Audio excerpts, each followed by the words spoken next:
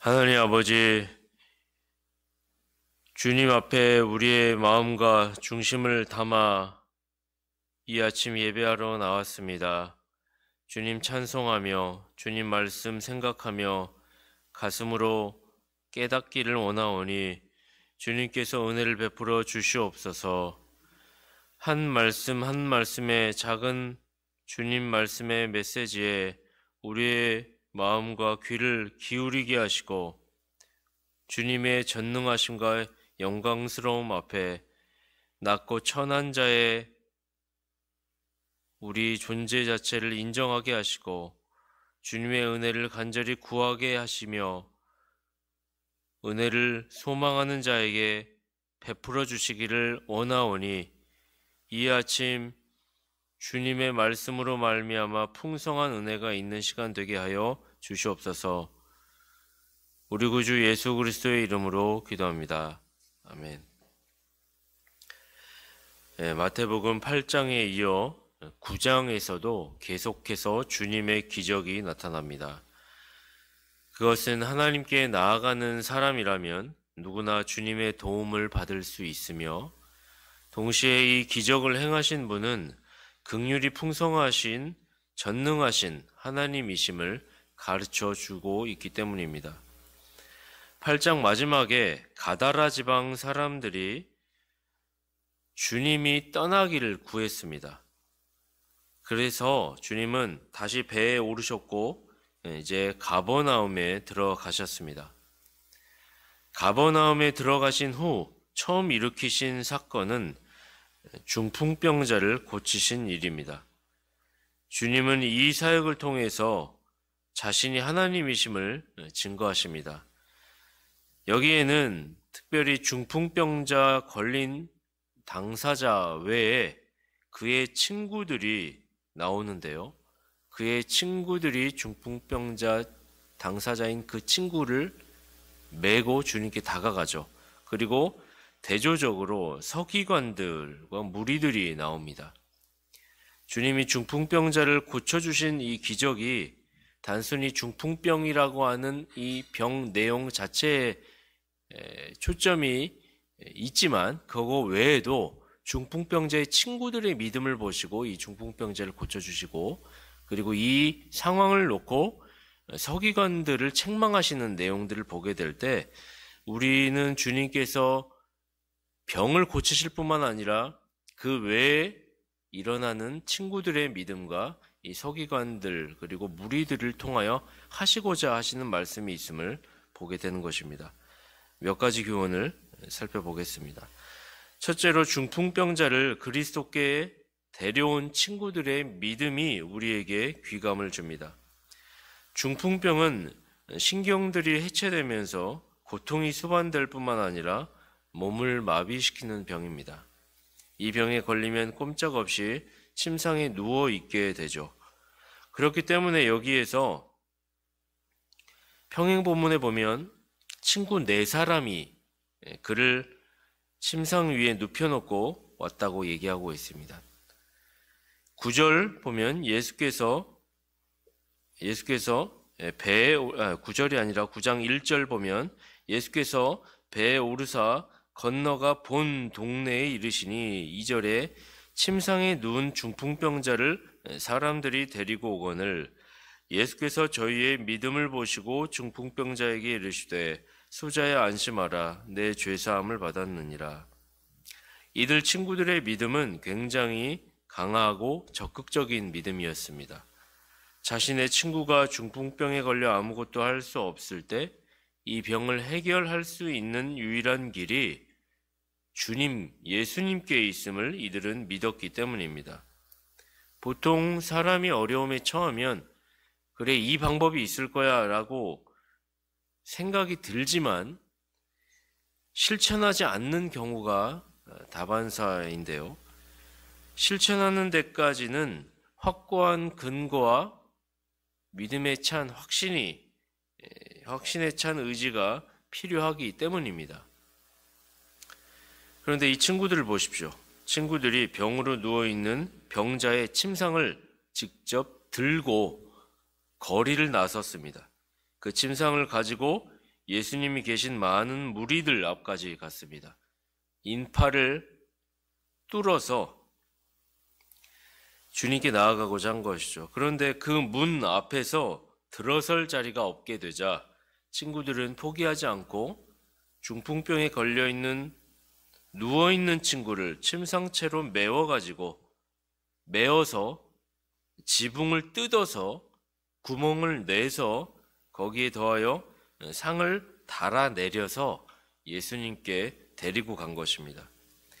이러한 행동은 확실하죠. 부인할 수 없습니다. 확고한 믿음에 찬 행동이 아니라면 도무지 할 수 없는 행동이죠. 그들이 확신한 것은 주님만이 이 병을 고칠 수 있는 전능하신 분이심을 이들은 확실히 믿은 것이라 우리는 본 것입니다.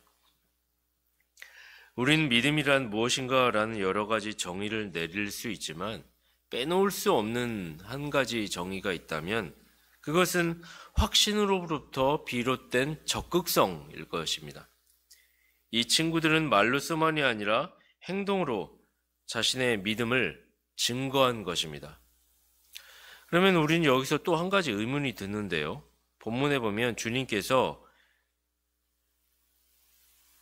저희의 믿음을 보시고 중풍병자에게 이르시되 하면서 죄사함의 은혜를 허락하시는데요. 저희의 믿음은 친구들의 믿음이죠. 본문을 문자적으로 보면 중풍병자 당사자의 믿음이 아니라 마치 친구들의 믿음으로만 이 당사자의 병이 나을 수 있는 것처럼 보이기도 합니다. 그런데 꼭 그렇지만은 않죠. 성경이 이렇게 다른 사람의 믿음을 나의 믿음 때문에 다른 사람을 구원한다? 이런 일은 사실 교리적으로 성경의 통일성이나 총체성을 봤을 때 그렇지는 않을 것입니다. 경건한 주석가들도 그래서 이야기하듯이 주님은 중풍병자 본인과 그를 메고 온 친구들의 믿음이 동일했다고 보셨다고 생각합니다. 왜냐하면 주님은 사람의 마음을 다 꿰뚫어 보실 수 있으신 분 아니십니까? 3절에도 보면 주님께서 서기관들의 속으로 하는 말을 4절에 보면 예수께서 아시고 다 아시는 분이시죠. 사람들의 마음속에 움직이는 원리들과 습성들이 우리 눈엔 보이지 않지만 마음을 감찰하시는 분께서 친구들의 믿음의 행실뿐만 아니라 중풍병자의 믿음까지 같이 보시고 병을 고쳐주셨다라고 우리는 생각할 수가 있을 것입니다. 어쨌든 우리는 주님께서 친구들의 믿음과 형제의 사랑의 정신을 통해 죄사함의 구원을 허락하신 것을 보게 됩니다. 그리고 9장 1절, 8절, 7, 8절 이하에 보면 결국은 이 중풍병자의 당사자의 병까지도 고쳐주신 것을 보게 됩니다. 우리의 공동체가 이와 같아야 할 것입니다. 형제의 아픔을 나의 아픔과 같이 느끼고 그것을 놓고 확신에 찬 믿음으로 주님께서 하실 수 있습니다 라는 마음으로 기도하며 그 형제를 향한 적극적인 사랑의 수고를 행하는 관계가 형성되어야 할 것입니다. 그것을 주님께서는 기뻐하시며 좋게 보시고 이들의 믿음을 통하여서 죄사함과 구원을 그리고 병의 치유를 허락하셨던 것, 이것이 우리 교회 안에 있게 되기를 소망합니다. 둘째로 주님께서 중풍병자에게 하신 말씀에 주목해 보십시다. 주님이 고치신 내용이 무엇인가요?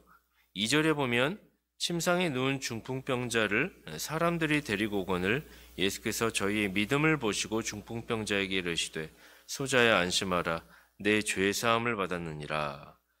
주님은 중풍병자에게 소자야 안심하라 내 죄사함을 받았느니라고 말씀하십니다. 우린 여기서 주님께서 중풍병자에게 육체적 병을 고치시기 전에 그의 내면에 있는 인간 타락의 원흉인 원죄를 먼저 고치신 것을 발견하게 됩니다. 즉 우리가 겪는 해악들이 생겨나는 뿌리가 바로 원죄이죠. 주님은 이것을 가르치십니다. 어떤 사람이 죄사함을 받게 되면 육신의 병이 아무리 치명적일지라도 그 육신적 질병이 그 사람의 진정한 본질의 영혼에는 해를 끼칠 수 없음을 말입니다. 그래서 주님은 사실 중풍병자에게 가장 좋은 것을 먼저 주신 것입니다. 죄사함의 은혜, 원죄를 깨닫게 하시고 거기로부터 죄사함의 자유를 주신 것이죠. 우린 주님이 세상에 오신 1차적 근본적인 목적이 무엇인지 잊어서는 안 될 것입니다. 주님은 세상 사람들이 좋아하는 복, 건강, 물질, 명예를 주시고자 오신 것이 아니죠. 주님은 자기 백성을 죄에서 구원하시기 위하여 오신 것입니다. 한 심령에게 죄사함을 허락하사 하나님의 사랑스럽고 소중한 자녀가 되게 하기 위하여 자기를 비워 십자가에 죽으신 것이죠. 오해해서는 안 됩니다. 우리가 교회에 오는 목적이 무엇인가, 신앙생활을 하는 목적이 무엇인지 우리는 반드시 해야 합니다.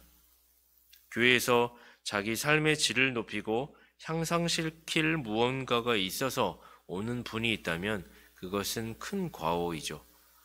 우리는 교회에 오는 목적이 육아를 하기 위해서나 주일학교의 시스템화된 교회를 찾아 나선다거나 자신의 직업에서 판촉회기를 하기 위해서라거나 동호회 모임이나 여가활동, 그 외에도 여러 가지 심리적 안정을 취하기 위하여 교회에 온다거나 하는 여러 가지 어떤 지엽적인 이유로 주님을 찾는다면 그것은 바람직한 목적이 아닙니다.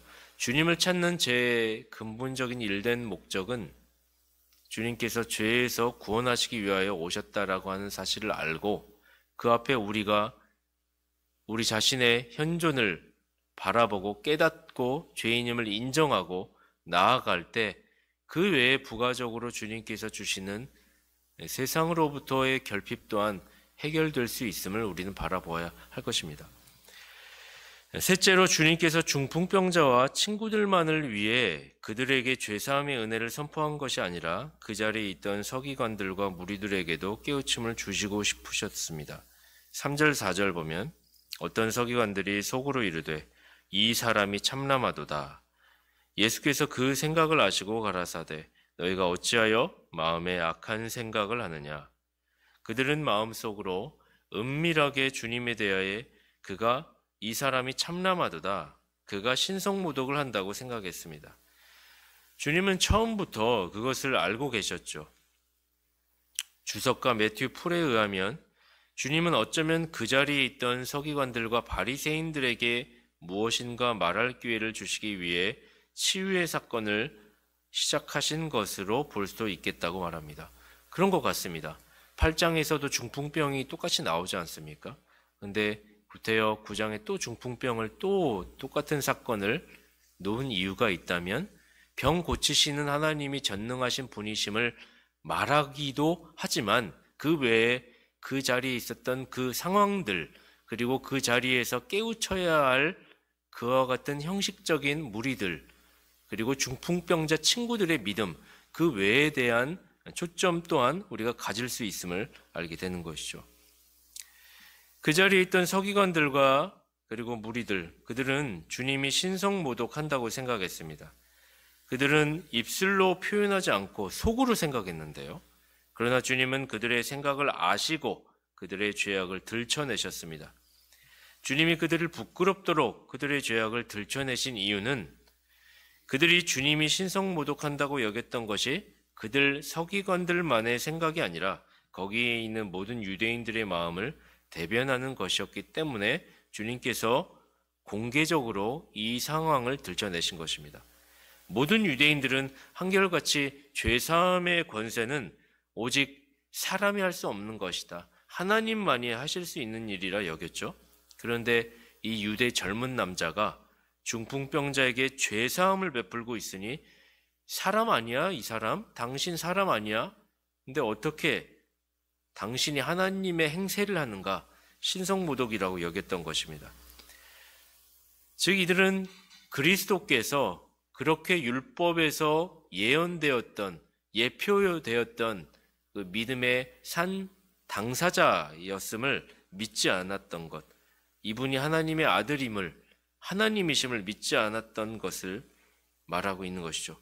주님은 그들의 불신앙을 꼬집기 위하여 죄사함을 공개적으로 선포하신 것입니다. 불신앙이 무엇입니까?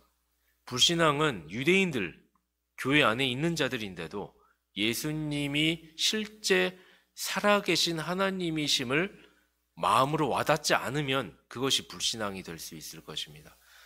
주님이 살아계신 하나님이심이 마음으로 와닿지 않게 되면 실제적으로 주님께서 일으키신 구원사역의 신비, 구속사역의 효력이 받아들일 수 없다라고 생각하는 것과 같죠. 그러니 그 믿음으로 말미암아 나오는 역사, 사랑의 수고, 열매들, 그리고 성령님께서 주실 때 그 세상이 가질 수 없는 힘, 이와 같은 것들을 겪어보지 못할 것입니다.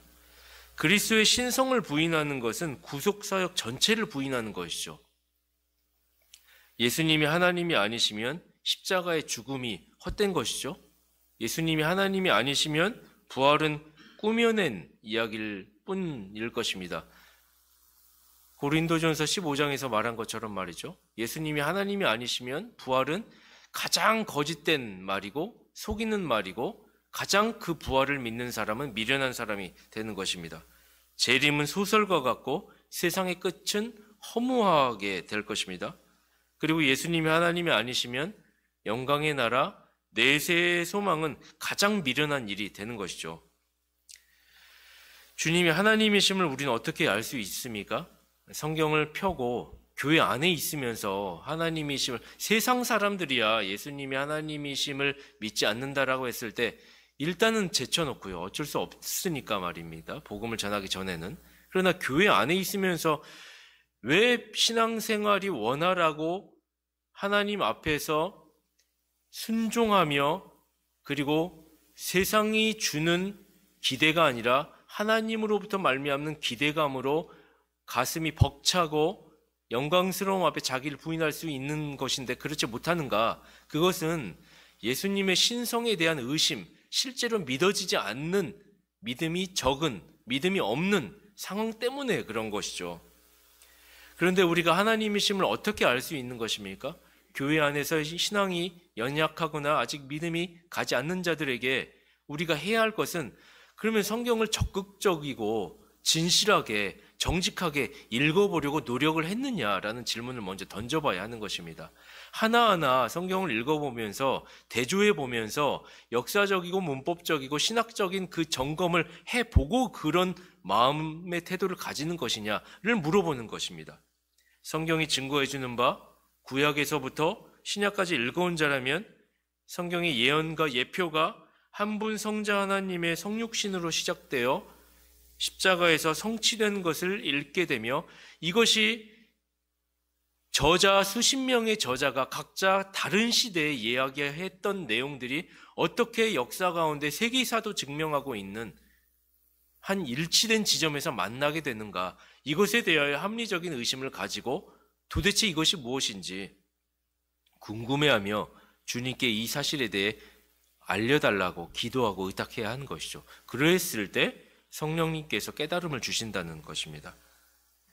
그런데 율법의 전문가였던 서기관들이 이 사실을 부인하고 있는 것입니다. 이것이 얼마나 큰 모순인가요? 주님은 그것을 꼬집으신 것이죠. 우리도 그런 모순을 겪어서는 안 될 것입니다. 교회 안에 와서 신자됨의 도리를 하고는 있지만 실상 마음으로는 주님의 구속사역이 믿어지지 않는 것이 있다면 그것처럼 슬픈 일이 어디 있겠습니까? 시간은 시간대로 다 교회에 투자하고 할애하고 하지만 실상 믿어지지 아니함으로 마지막 주님이 부르실 때까지 애처로운 상태에 놓이다가 눈을 감고 종말을 맞이하여 주님 앞에 선 것이 주님의 왼편에 서게 된다면 그것처럼 안타까운 것이 어디 있겠습니까? 그런 일이 일어나지 않도록 우리는 성경을 정직하게 살펴보며 주님께서 하나님이심이 증거된 그 자체에 마음으로 받아들여 주님의 사람들이 되는 그런 은혜를 겪게 되기를 바랍니다. 넷째로 주님은 서기관들과 바리새인들에게 자신의 신성을 직접 변증하셨습니다. 5절 6절에 보면 내 죄사함을 받았느니라 하는 말과 일어나 걸어가라 하는 말이 어느 것이 쉽겠느냐. 그러나 인자가 세상에서 죄를 사하는 권세가 있는 줄을 너희로 알게 하려 하노라 하시고 중풍병자에게 말씀하시되 일어나 내 침상을 가지고 집으로 가라 하시니, 주님은 여기 서기관들과 바리새인들에게 자기가 그들의 생각을 아신다는 것을 알게 하심으로써 그들에게 자신의 신성을 보여주십니다. 마치 이렇게 말씀하시며 그들의 강팍한 마음을 꼬집으셨습니다. 매튜 풀이 이 내용을 좀 의역하여 풀이해 줬는데요, 아주 상황을 잘 묘사하였기에 좀 인용해 봅니다. 나는 세상에서 죄를 사하는 권능이 있는 줄을 너희로 알게 하여 나에 대한 너희의 오해를 불식시키려고 일부러 그렇게 말한 것이다. 병자에게 일어나 걸어가라고 말하는 것은 내게는 너무나 쉬운 일이다. 이제 나는 너희에게 그것을 입증해 보일 것이다. 일어나 내 침상을 가지고 집으로 가라. 죄사함을 받았다고 선포하는 일과 일어나 걸어가라고 말하는 일은 둘 다 동일한 권능을 필요로 한다. 너희가 인정한 대로 오직 하나님만이 죄를 사하실 수 있으시고 사람들을 무덤에서 일으키는 것도 오직 하나님만이 하실 수 있으시다. 내가 이렇게 이적들을 베푸는 목적은 내가 사람들의 죄를 사할 권세를 가진 이라는 것을 너희로 하여금 확신하게 하기 위한 것이다. 그러므로 내가 먼저 이 중풍병자의 죄가 사함받았다고 선언하는 쪽을 택한 것은 너희는 나를 사람 이상으로 생각하지 않을지라도 나는 하나님의 아들이고 내게는 믿음을 가지고 내게 나아온 사람들의 죄를 사할 권세가 있다는 이 위대한 진리를 이후의 이적을 통해서 너희에게 확증하기 위한 것이었다. 따라서 내 말만으로는 믿지 못한다고 할지라도 내가 나의 말을 확증하기 위하여 베푸는 표적을 보고 믿으라. 사람은 의심할 수 있습니다. 생소하고 처음 겪어보는 일이라면 의심해야만 합니다. 무조건 맹신하는 것도 바람직하지는 않을 것입니다. 그러나 우리가 의심하는 그 사안에 대해 근거가 명확하게 제시가 된다면 우리는 그 근거를 가만히 생각해보고 그리고 그것이 옳다면 믿어야 합니다. 정확하고 의심할 여지가 없는 합리적 근거가 있다면 생각하고 받아들여야 한다는 것이죠. 주님은 그것을 요구하시는 것입니다. 주님은 자신 스스로가 하나님이심을 율법의 전문가들에게 논리적으로 설명하십니다. 이 사실로 지각이 있는 자라면 주님의 말씀 앞에 떨어야 합니다. 자신을 돌아보아야 합니다. 주님이 말씀을 통해 우리에게 요구하시는 것이 바로 이 모습이죠. 말씀의 권위, 말씀의 논리와 근거를 통해 내 자신을 거울에 비추어 보라는 것입니다. 여기에 우리는 나의 고집을 버려야 할 것입니다. 그렇게 할 때 우리는 변화되어 하나님 나라를 바라볼 수가 있게 되는 것이죠. 그래서 마지막 무리들의 반응이 나오죠. 그들은 어떻게 했습니까? 7절, 8절에 보면 그가 일어나 집으로 돌아가거늘, 중풍병자가 일어났습니다. 주님이 일어나라고 하여서 그래서 집으로 돌아가거늘. 8절, 무리가 보고 두려워하며 이런 권세를 사람에게 주신 하나님께 영광을 돌리니라. 이 일로 무리들이 두려움을 느꼈고 이런 권세를 주신 하나님께 영광을 돌렸습니다. 복음은 선포되죠. 주님께서 무리들과 서기관들에게 결국 복음의 내용, 내가 하나님이심을 스스로 변증하시고 선포하셨습니다. 그렇게 선포되고 전하여집니다. 그 복음 앞에 이제 결정해야 할 것은 청중이고 회중입니다. 믿든지 믿지 않든지 그런 반응이 생기게 될 것입니다. 그런데 믿게 될 때 처음의 반응은 처음부터 단번에 딱 믿어지는 것이 아니라는 것이죠. 말씀이 하나님이심을 증거하니 피조물인 연약한 내 자신의 존재가 치부가 드러나게 될 때 가장 먼저 들게 되는 감정은 두려움이죠. 오늘 본문에 말했던 것처럼 무리들이 두려움을 느끼고 하나님께 영광을 돌렸다. 두려움입니다. 두려움이 있고 난 이후에 내가 죄인임을 알게 되니 두려움을 깨닫게 되는 것이죠. 그 죄를 그럼 어떻게 하면 해결할 수 있는가를 그제서야 논리의 연속에 의하면 찾게 되는 것이죠. 아, 그리스도가 그래서 우리에게 이 죄의 사함을 위해 오신 것이구나. 그렇게 되어 주님을 믿었을 때 우리는 성령님께서 주시는 기쁨과 평강을 얻게 되는 것입니다. 그리고 하나님께 영광을 돌릴 수가 있게 되는 것이죠. 우리는 중풍병자를 메고 온 친구들과 같습니까? 아니면 거기에 있었던 서기관들과 같습니까? 아니면 무리들과 같습니까? 처음부터 주님을 믿고 주님을 향하여 왔던 중풍병자의 친구들, 그리고 아예 주님의 기적을 보면서도 의심하고 믿지 않았던 서기관들, 그러나 주님의 말씀 앞에, 그 논리적 귀결 앞에 자신들을 돌아보고 두려워하며 하나님께 영광을 돌리는 대로 나아갔던 연약하지만 믿음을 가지려 했던 무리들과 같은가? 이 상황들이 우리의 상황을 대변하며 우리가 어떤 위치에 있는가를 물어보는 것 같습니다. 순수하게 복음이 역사하는 바 그 뜻을 이해하고 받아들여 주님을 찾는 믿음을 달라고 구하며 주님께 나아가는 저와 여러분이 되었으면 좋겠습니다. 기도하겠습니다. 하나님 아버지, 우리로 하여금 믿음을 보시고 죄사함을 허락하여 주시는 은혜를 허락하여 주시옵소서. 그 죄사함이 또한 우리의 마음의 원흉인 원죄의 죄사함을 통하여 우리의 결핍되어져 있는 모든 육신의 질고를 감싸 안을 수 있는 근본이 되게 하시사 근심과 걱정을 덜어버리게 하시고 우리에게 주어진 영원한 나라를 소망하며 그 믿음으로 살아갈 수 있는 우리들 되도록 주님 은혜 베풀어 주시옵소서. 우리 구주 예수 그리스도의 이름으로 기도합니다. 아멘.